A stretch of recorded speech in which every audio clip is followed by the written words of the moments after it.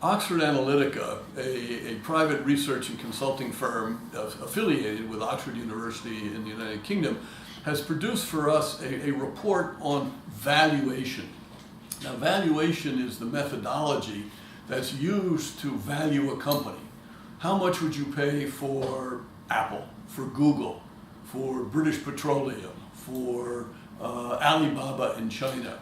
And there's some very sophisticated techniques for measuring future risks and seeing how they relate to future profits, and then bringing those future profits back to the present time and saying, how much would you pay for the right to earn all that money in the future?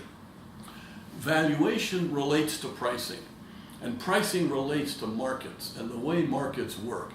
Basically, pricing sends signals which bring people together and things happen, or it sends signals that people don't want to have transactions.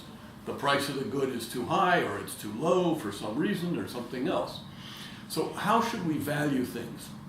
A big issue in capitalism is that a lot of important things don't get into prices, like long-term consequences, like the costs of pollution that the producer of the good doesn't have to deal with, like the cost of misleading somebody if you're a lawyer or an accountant or you're providing services, or bad health care. It doesn't affect you, the doctor, it affects your patient, sometimes in bad ways. How do we think about valuation? We at the Co-Roundtable feel that valuation needs to be modernized.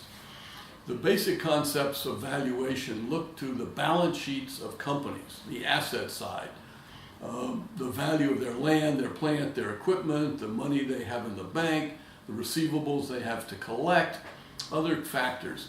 But these factors were put together in the late 19th, early 20th century, and they do not reflect, A, the current importance of like brand reputation, the goodwill that your customers have, your intellectual property, a lot of intangible assets, and they don't internalize into the company the consequences of what the company does to society or to the economy.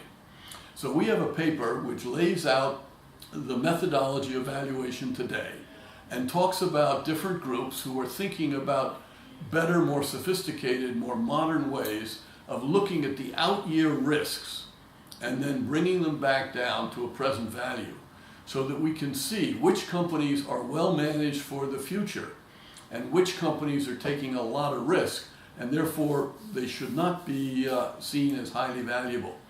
You'd want to pay more money for the first set of companies and little money for the second set of companies.